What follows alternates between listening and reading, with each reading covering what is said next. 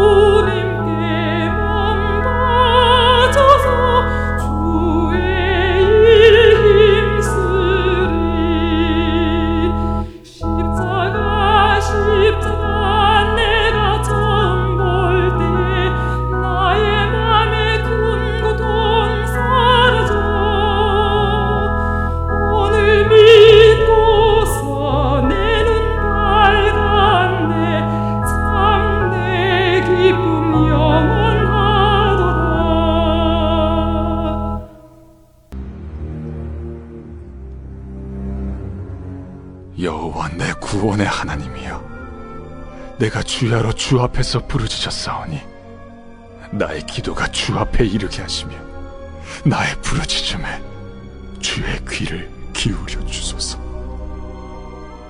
물은 나의 영혼에는 재난이 가득하며 나의 생명은 수월에 가까웠사오니 나는 무덤에 내려가는 자같이 인정되고 힘없는 용사와 같으며 죽은 자 중에 던져진 바 되었으며 죽임을 당하여 무덤에 누운 자 같으니이다. 주께서 그들을 다시 기억하지 아니하시니 그들은 주의 손에서 끊어진 자니이다.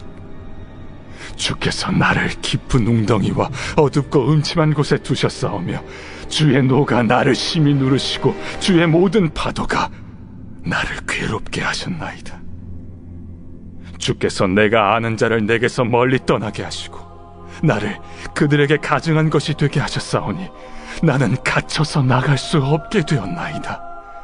곤란으로 말미암아 내 눈이 쇠하였나이다. 여호와여, 내가 매일 주를 부르며 주를 향하여 나의 두 손을 들었나이다. 주께서 죽은 자에게 기이한 일을 보이시겠나이까? 유령들이 일어나 주를 찬송하리이까? 주의 인자하심을 무덤에서, 주의 성실하심을 멸망 중에서 선포할 수 있으리이까? 흑암 중에서 주의 기적과 이즘의 땅에서 주의 공의를 알 수 있으리이까? 여호와여, 오직 내가 주께 부르짖었사오니 아침에 나의 기도가 주의 앞에 이르리이다. 여호와여, 어찌하여 나의 영혼을 버리시며 어찌하여 주의 얼굴을 내게서 숨기시나이까? 내가 어릴 적부터 고난을 당하여 죽게 되었사오며 주께서 두렵게 하실 때 당황하였나이다. 주의 진노가 내게 넘치고 주의 두려움이 나를 끊었나이다. 이런 일이 물같이 종일 나를 애우며 함께 나를 둘러쌌나이다. 주는 내게서 사랑하는 자와 친구를 멀리 떠나게 하시며 내가 아는 자를 흑암에 두셨나이다.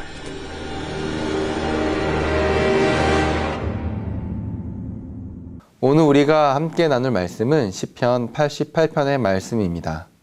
하나님께서는 우리에게 시편을 총 150편을 주셨죠. 그 중에 오늘 함께 나눌 88편은 정말 흑암과 어둠이 가득한 그러한 시편입니다. 우리가 시편을 쭉 읽다 보면은 아무리 어두운 상황, 힘들고 고난인 상황임에도 불구하고 하나님의 구원이 들어온다거나 하나님에 대한 소망을 노래하는 부분이 포함되어 있기 마련인데 88편은 그러한 작은 희망조차 느껴지지 않는 그러한 시편이죠. 말씀을 본격적으로 나누기 전에 혹시 여러분은 신앙생활하면서 가장 힘들었던 적이 언제이신가요? 저는 개인적으로 신앙생활하면서 가장 힘들었던 순간은 고난과 어려움 속에 있을 때 내가 하나님께 부르짖었지만 하나님께서는 응답하지 않으시는 것 같고 나를 외면하신 것 같고 또 나를 잊으신 것 같을 때가 신앙생활 중 가장 힘든 순간이 아니었을까 생각해 보게 됩니다. 과연 하나님께서는 나를 기억하셔서 내가 이렇게 힘들고 어려운 순간에 함께 하시는 게 맞을까? 이러한 생각이 들면은 정말로 하나님 신앙생활을 한다는 것이 어려웠죠. 물론 돌이켜보면 늘 피할 길을 허락하셨고 또한 돌아보면 하나님의 섭리가 가득했지만 그 당시에 그 고난을 당하고 어려움에 있을 때는 하나님이 느껴지지 않았습니다. 시인은 1절과 2절에서 이렇게 부르짖습니다. 여호와 내 구원의 하나님이여 내가 주야로 주께 부르짖었사오니 나의 기도가 주 앞에 이르게 하시며 나의 부르짖음에 주의 귀를 기울여 주소서. 시인은 구원의 하나님을 향해 밤낮으로 부르짖고 있습니다. 또 시인의 그 간절한 부르짖음이 여호와 하나님 앞에 상달되기를 간절하게 기도하고 있죠. 하나님을 구원의 하나님으로 고백하고 그 앞에 기도한다는 것 자체가 이 시인의 중심에는 하나님을 향한 신뢰의 고백이 있다라는 것을 전제하고 있습니다. 그러나 그의 간절한 기도와 부르짖음에도 그의 상황, 시인이 처한 상황은 조금도 나아지지 않죠. 영혼에는 재난이 가득하다 고백하고 생명은 스올, 곧 죽음에 가까워지고 있다고 하고 자신은 무덤에 던져진 자 같다라고 이야기합니다. 여기서 무덤에 누운 자 같다, 던져진 자 같다라고 말하는 것은 시인에게는 더 이상 회복의 소망이 없다, 회복이 불가능하다라는 것을 의미하죠. 그만큼 비참한 상태라는 것입니다. 그리고 더욱 중요한 것은 7절에 보면 주의 노가 나를 심히 누르신다라고 말하는데 이것은 지금 시인이 경험하고 있는 극심한 고통, 무덤에 던져져서 죽은 자 같은 이 비참한 상황이 하나님의 진노 때문에 그런 것이다라고 시인은 생각하고 있다라는 것이죠. 자, 어떤가요? 1절과 2절에서 분명 시인은 하나님을 향해 구원의 하나님이라 이야기하고 또한 자신의 기도와 부르짖음에 하나님께서 귀를 기울여 달라고 간절하게 기도했습니다. 그러나 이렇게 간절한 기도에도 불구하고 시인의 영혼은 영혼의 재난에서 무덤에 이른 것 같이 점점 더 상황은 악화되어 갑니다. 하나님의 진노 때문에 짓눌린 것 같은데, 하나님의 진노가 나를 누르는 것 같은데 시편 88편 그 어디에도 시인의 잘못이 무엇이다라고 추정해 볼 수 있는 것이 없습니다. 이런 상황에서 시인이 더욱더 힘든 것은 그가 철저하게 고립되고 외로운 상황에 놓여져 있다라는 것이죠. 8절에서는 말합니다. 주께서 내가 아는 자를 내게서 멀리 떠나게 하셨다고 말입니다. 주변에 의지할 친구도 그 누군가도 모두 다 고난 중에 있는 이 시인을 다 떠나갔다라는 겁니다. 철저한 고독, 그것도 자신에게 찾아온 극심한 고통과 그 고난 안에서의 철저한 외로움. 한번 그런 상상을 해봤는데 과연 내가 이런 상황에 처해 있다면 어떨까? 숨이 턱 막혀오는 것이 앞이 깜깜해지는 것 같았습니다. 여러분도 만약에 이런 상상을 해본다면 숨이 턱 막히지 않겠습니까? 이런 상황에서 시인이 할 수 있는 것이라고는 오직 매일 주님을 향해서 부르시는 것 외에는 할 수 있는 것이 아무것도 없었습니다. 9절과 13절에서는 이렇게 이야기합니다. 여호와여, 내가 매일 주를 부르며 주를 향하여 나의 두 손을 들었나이다. 여호와여, 오직 내가 주께 부르짖었사오니 아침에 나의 기도가 주의 앞에 이르리이다. 시인이 할 수 있는 것은 고난을 피해 도망하는 것이 아니라 그런 절망의 상황, 철저한 고독 속에서 오롯이 환난을 모두 감당해야 하는 그 상황 속에서 여호와를 향하여 두 손을 들어 기도하는 것밖에는 할 수 있는 것이 없었습니다. 누군가는 이렇게도 말할 수 있을 것 같습니다. 할 수 있는 것이 고작 그것밖에 없으니까 기도라도 해야 되는 거 아니냐라고 말이죠. 그러나 우리는 이렇게 생각해야 됩니다. 하나님께서 오직 여호와만 바라보게 만드시는구나. 하나님께서 이 모든 상황 속에서 오직 여호와께 기도하게 만드시는구나. 우리는 이렇게 생각해야 하는 것이죠. 이 부분을 묵상하면서 문득 들었던 한 인물이 야곱입니다. 물론 야곱과 88편의 시인의 상황을 직접 비교할 수는 없습니다. 야곱보다는 시인이 더 어려운 상황에 처해 있는 것 같기 때문이죠. 그럼에도 불구하고 이 야곱이라는 인물이 생각난 이유는 그의 인생에서 하나님을 처음으로 예배하고 경험하고 또한 약속을 받았던 바로 그 자리가 철저한 고독의 자리, 혼자 있는 자리, 광야였기 때문입니다. 아버지 이삭을 속여 축복을 받은 야곱은 서둘러 도망가게 되죠. 도망가던 중 광야에서 잠을 청하게 됩니다. 집에 있었더라면 편한 잠자리에서 편히 잠을 잤겠지만 지금은 쫓기듯 도망가는 신세였죠. 길을 가던 중에 날이 저물어 땅바닥에 누워서 근처에 있던 돌을 가져다가 베개 삼아 잠을 청했습니다. 그런데 바로 그 자리가 바로 하나님을 만나는 장소였죠. 광야의 자리, 철저하게 혼자 있을 수밖에 없는 그 외로움의 자리, 쫓기듯 도망해야 되는 그 고난의 자리가 야곱의 인생에 있어서는 하나님을 경험하고 하나님의 약속을 누린 바로 그 자리가 되었던 것입니다. 그렇기에 극심한 고난의 자리, 철저한 고독의 자리는 할 수 있는 것이 기도밖에 없는 것이 아니라 그 자리이기 때문에 오직 여호와만 바라볼 수 있다라고 우리는 고백하는 것이죠. 이어서 말씀을 보면 시인은 여전한 어려움 속에 처해 있습니다. 말로 형용할 수 없는 극심한 고난 가운데서 시인은 여호와께서 자기 자신을 버리셨다라는 생각마저 들죠. 14절에서 시인은 이렇게 이야기합니다. 여호와여, 어찌하여 나의 영혼을 버리시며 어찌하여 주의 얼굴을 내게서 숨기셨나이까.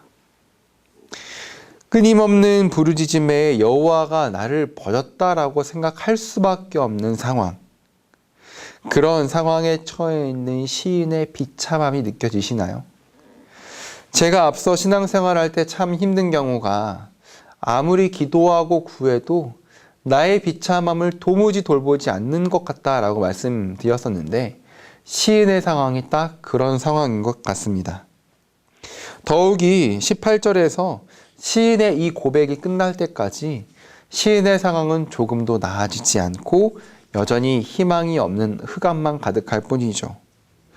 오히려 17절에서는 상황이 더 좋아지는 것이 아니라 이런 모든 여건과 상황이 물처럼 자기 자신을 에워싸고 있다라고 이야기합니다. 도무지 그 상황이 끝나지 않았다는 것이죠. 그런데 여러분, 이런 비참한 상황, 그리고 14절의 이 부르짖음이 성경에서 똑같이 언급되고 있는 부분이 있다라는 것을 알고 계십니까? 우리 예수 그리스도께서 십자가에서 숨이 끊기시기 전에 이렇게 부르짖습니다. 엘리 엘리 라마 사박다니. 나의 하나님 나의 하나님 어찌하여 나를 버리셨나이까. 그렇습니다. 시편 88편의 비참함과 이 부르짖음은 아무런 소망도 없고 하나님의 진노를 담당해야 되는 이 비참함은 놀랍게도 예수 그리스도의 십자가와 맞닿아 있는 것입니다. 철저한 고독, 죽은 자처럼 무덤에 던져지신 간절한 부르짖음, 그리고 십자가에 쏟아진 그 진노까지.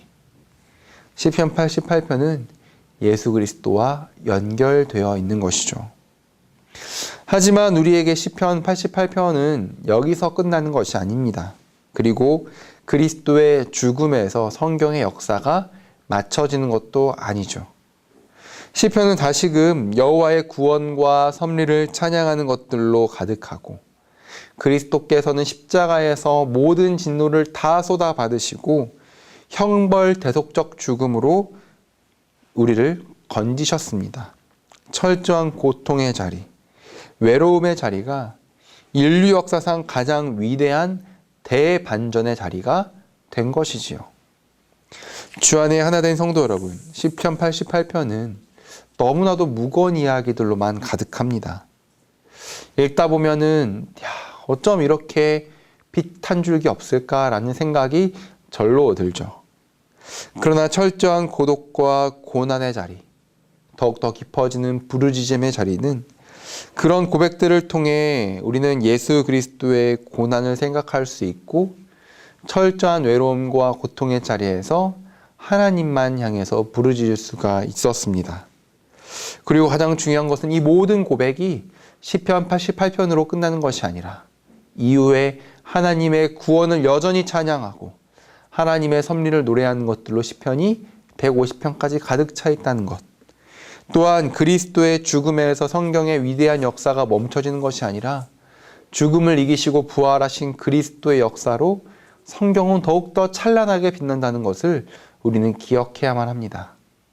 지금 88편에 놓여있는 시인과 같은 끔찍한 고난 중에 계신 성도분들이 있을 수도 있다라고 생각합니다. 그러나 우리는 예수 그리스도를 기억합시다.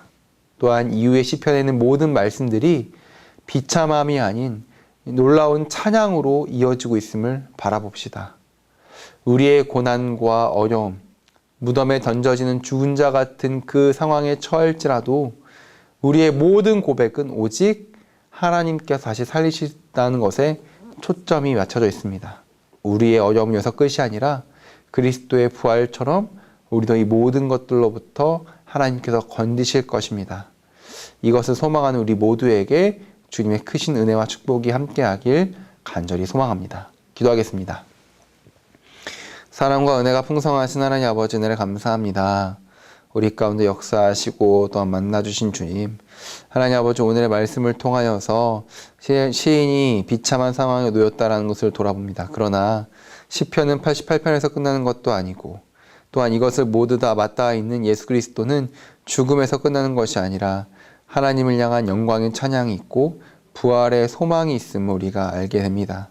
하나님 아버지, 혹시라도 우리 사랑하는 서울홍성의 가족 중에 시편 88편의 시인처럼 비참함과 어려움에 처한 성도들이 있습니까? 주님께서 불쌍히 여주시고 믿음의 참 눈을 들어서 이후에 펼쳐지는 하나님의 놀라운 구원과 섭리를 경험할 수 있도록 인도하여 주옵소서. 또한 하나님 아버지, 어려움에 처한 성도가 있다면 주님께서 피할 길을 허락해 주셔서 이 모든 것이 주님으로 인하여 승리할 수 있는 우리 모두가 될 수 있도록 인도하여 주옵소서. 감사하며 우리를 구원하신 예수님의 이름으로 기도드립니다. 아멘. 이제는 우리를 죽기까지 사랑하신 예수 그리스도의 은혜와 이 땅 가운데 독생자를 보내신 하나님의 크신 사랑하심과 영원토록 우리와 함께 하시는 성령님의 동행하심이 이 시간 함께 머리를 숙여 예배를 드리는 주의 모든 권속들의 머리 위에 끔찍한 고난이지만 여전히 주님을 향해 간절히 부르짖는 주의 자녀들의 머리 위 가운데 지금부터 영원토록 함께 있을지어다. 아멘.